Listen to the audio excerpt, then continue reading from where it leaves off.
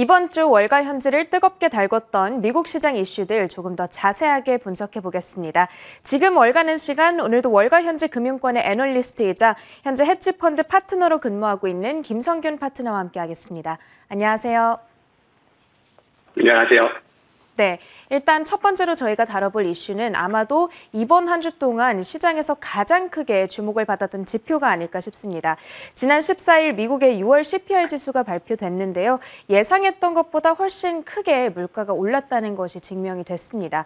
그래도 이후 시장의 반응은 이거를 동안 그렇게 나쁘지는 않았지만 그래도 그 안에서 우리가 계속해서 눈여겨봐야 될 유의사항들은 있을 것 같거든요. 정리해 주시죠. 현재 투자자들은 크게 세 가지를 걱정하고 있습니다.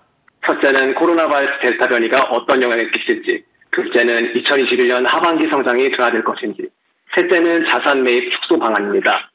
물가 상승률은 금리 정책의 전망을 예측할 수 있는 중요한 요소이기에 이번 발표 역시 많은 투자자들의 관심을 받게 되었습니다. 미국 노동통계국이 6월에는 컨센서스 예상치를 상회하는 지수를 발표했습니다. 6월 전년 대비 물가 상승률은 5.4%였으며 컨센서스 예상치 대비 0.5%포인트 높았습니다. 5월과 마찬가지로 물가 상승을 견인한 것은 전년보다 45.2% 급등한 중고차 가격이었습니다. 이로 인해 높아진 수치는 일시적인 현상이다라는 해석도 있고 파월 연준 의장은 하원금융서비스위원회에 출석해 상당한 추가 진전을 달성하기에는 여전히 멀었다라고 전했습니다. 하지만 기저효과가 주기 시작함에도 불구하고 상승률이 올랐기에 일시적인 현상이 예상한 것보다 오래 지속될 수 있다는 해석도 있어 근심을 완전히 덜어내지는 못하고 있습니다. 앞으로도 고용지수와 함께 계속 주시해야 할 것으로 봅니다. 네, 알겠습니다.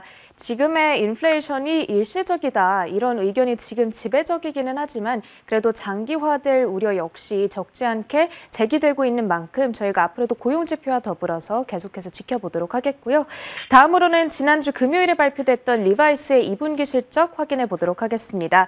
리바이스는 아무래도 지금 리오프닝 관련주 혹은 백투스쿨 테마, 다양한 테마에 해당하는 종목인 만큼 관심이 상당히 많이 모이고 있는데 이번 실적 결과와 더불어서 이번 한 해 동안의 가이던스까지 정리해 주시죠. 리바이스는 컨센서스 예상치를 크게 상회하는 실적을 발표했습니다. 매출 12.8억을 기록하며 상수통화 기준 전년 대비 148% 상승했고 컨센서스 예상치 대비 8% 높았습니다.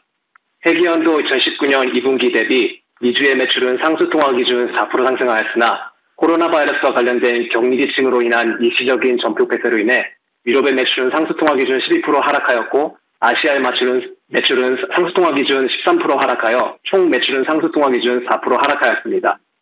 조정된 영업이익은 1.2억 달러를 기록하며 전년 대비 흑자로 전환됐고 컨센서스 예상치 대비 138% 높았습니다.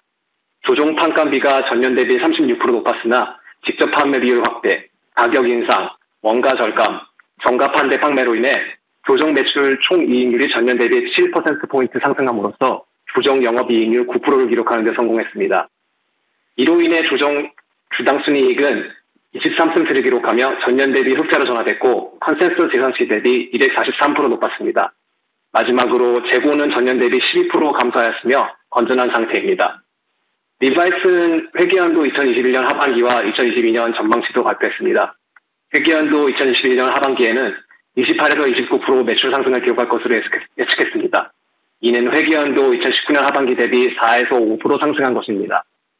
회계 기준 3분기부터 매출은 2019년 대비 상승할 것으로 예측했습니다.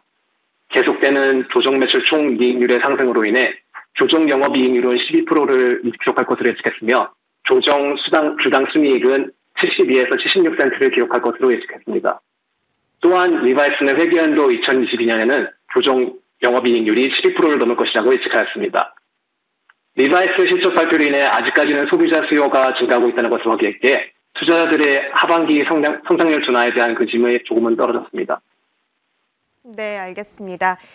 리바이스 이번 실적 발표로 인해서 하반기 성장성 어느 정도 확실하게 우리가 확인해 볼 수 있었던 것 같은데요. 지금 투자하고 계신 분들께는 굉장히 반가운 소식이 될 것 같습니다. 관련해서 앞으로 이 데님 산업 전반의 전망에 대해서도 요약해 주세요.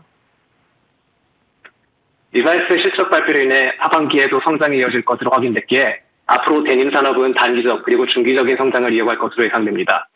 단기적으로 봤을 때 데님 산업의 성장 원동력은 첫째, 미국은 자녀 세액 공제와 학생들의 학교 복귀가 데님 산업 성장률에 기여할 것으로 예상됩니다. 특히 리바이스는 코로나 바이러스 발생한 후 미국 소비자들 35%의 허리 사이즈가 최근 바뀌었다며 이것 또한 성장률에 기여할 것으로 예측했습니다.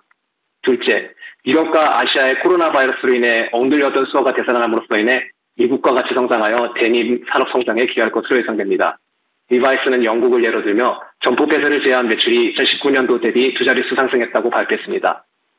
중기적으로 봤을 때 데님 산업의 성장 원동력은 첫째, 2019년도부터 시작된 새로운 패션 유행주의가 데님 산업 성장률에 기여할 것으로 예상됩니다.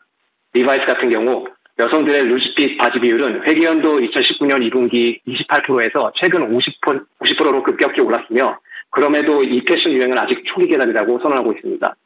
둘째, 의류 캐주얼화로 인해 데님이 주말에만 입는 의류가 아니고 평일에도 매일 입을 수 있는 의류가 되어 이것은 데님 산업 상승에 기여할 것으로 예상됩니다.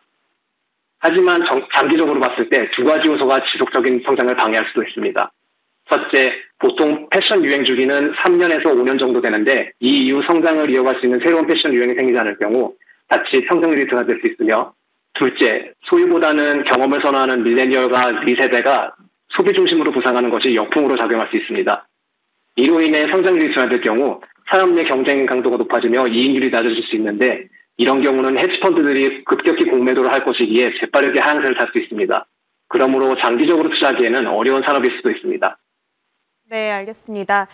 최근에 이 데님 유행이 패션계에서는 아주 핫한 키워드로 다시 한번 주목받고 있는데요. 앞으로 중기적인 성장은 충분히 가능하겠다고 말씀을 해주셨지만 몇 가지 방해 요인이 있는 만큼 장기적인 트렌드로 자리 잡기에는 조금 어려울 수도 있겠다 전망을 해주셨습니다. 이번 한 주간 주목받았던 월가 이슈들 이렇게 정리해봤고요. 오늘도 지금 월가는 시간 김성균 애널리스트와 함께했습니다. 고맙습니다. 감사합니다.